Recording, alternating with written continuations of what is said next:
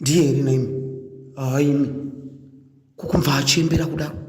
Miss Universe Zimbabwe vakasorwa kuti vakauya pakamera vasina makeup, izvo zvakonzeresa kuti paitike noise pamasocial streets. Zodwa atangawo zvakare kutukwana Tatalicious nekuti akaedza kurwira Sakile. Welcome back to your channel. Please don't forget to like and subscribe. Nyaya yacho yabva yangodzokera straight kugugura hunde kukanzi mudzviti uyo akafanira kunorepresenta nyika asi akati kundikana. She failed the country. Ndo zvakubuda muma-streets umo.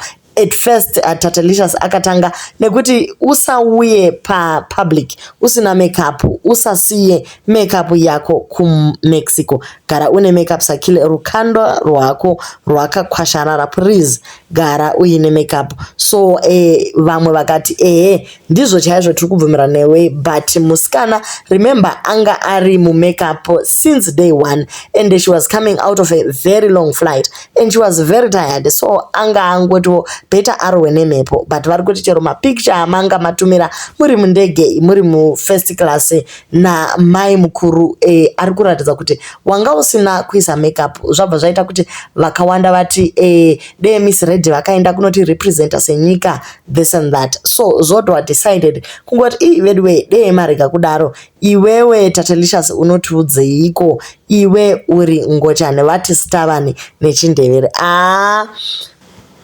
Tatalicious abva atongodambuka ndokubva ati naiwe Zodwa handina zera newe, ko wadi watamba nechembere, zera rako rakubikira vana nhopi nekuvakwesha nhova. Usiyane nekumanya masocial streets, udzikame uite zvekumboita zvemukwasha achangorora mumhuri. So vanhu vakawanda pabva paita mixed feelings. Vamwe vakati yes, Tatalicious ane point. Some Miss Universe you do not come public, especially day rauri kunzi uri kuzoweukamiwa nenyika yese, wosvika wakambasha, tokuti kumbasha wakarohwa nekamwe kanenge kashena. So saka hazizopi chimiro chakanaka. Remember wanga uchirepresenta nyika at international level. Paunodzoka pane vanhu vakawanda vanenge vachida kutora mapicture, vachida kuita zvakawanda, then iwe wosvika une face iri dry. So ndo zviri kungotaurwawo nemanetizens kuti guys, isusu we expected kuona zvataivhotera chaizvo papicture. She's very beautiful, you can clearly tell she's tired and she needs the rest. The best we can do is support her by giving her personal space. Let's stop sowing seeds of discouragement to a woman who boldly chose to go and represent us as a country. What will other aspiring models think? Or is it tribal politics at play here?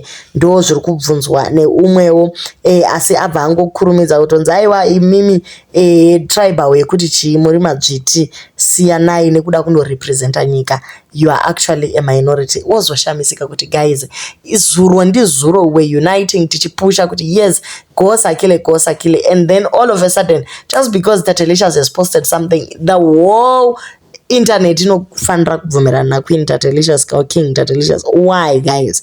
Weird coming from a man asingazivi gender yake. Gara pasi uko tione sisi vako vakanaka kumudarika, tigoziva kuti unoziva inonzi beauty. Vamwe vari kuti wedu yanga kangozvineterawo, musarwadzise moyo wangu. I don't like to see vanhu vachishungurudza Sakile kudai. She represented us so well. Now vanhu vakuziva kuti kune Zimbabwe because of Sakile. She's not okay with me. She tried her best, but it wasn't good enough. And I'm sure she's trying to process everything. What happened? You can see she didn't put makeup. Saka maybe aichema mundege ko. There was a lot at play here. And how do you face the country that you were representing? Moshika pepe, crown yacho hauna. Guys, zvinhu zvinorwadza. And tichitotarisa chero performance yake na Chidima. Patorine a difference yakakura. That is why Team Zim was supporting. And even if you were watching the way they were working and all that, we had like a better game than Nigeria. But anga katoshamisika guys, how did we get here? She does not look bad at all. We are so used to filter ne bleaching ne good camera quality, tine zvakawanda zvatoita tinongoda kukombea vanhu. Yes, kana akatogona kunobudira kumira kuMiss Universe, yes, tikatosvika pakumuvhotera isusu senyika. How then do we come and argue with ourselves takuti munhu akashata? Tatelicious angambotanga nekuti hakuna mukadzi akashata. Munhu ngaangoisa filter, munhu ngaise makeup, asi hakuna mukadzi akashata. Saka nyaya yazochinja nekuti Zodwa areactor. Vamwewo ndo vabva vangowanawo mukana wekuti vanga vasingakwanisi kuzvitaura nguva yese nekuti vaitya kutukwa painternet, asi nekuti ambassador wavo anogona kuvaitira mafira kureva ataura, vabva vangouya ndokuti akaipa musikana uyu make up yaivhara zvinhu zvizhinji. Guys, Chidima akanaka uya chero asina make up, uyu manje akanakira kure kure. Hey guys, if you have never experienced what she went through, then you'd never understand why she didn't wear any makeup. She's heartbroken, guys. Feeling low, you feel like losing is never okay, guys. I totally understand why she is so down. At least she ain't shy to show the world a real natural beauty. Hey, and one, but anyway, you are beautiful as you are. So vanhu vakawanda pane mixed feelings.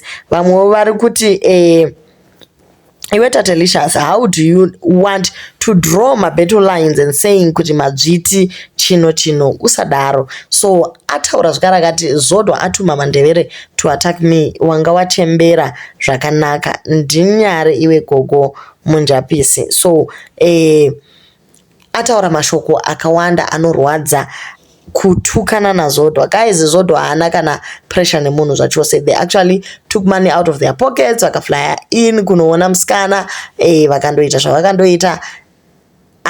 Haambowanzo reactor on things that happen on the internet, but now pakutanga kuitwa body shaming, nyama dzake dzakarembera pano, iyo imwe ikasungwa nechino wobva washaya kuti zviri kupinda papi. Vamwewo ndo vari kuti Zodwa mind your business and sit down. Homwe haina chayakatadza.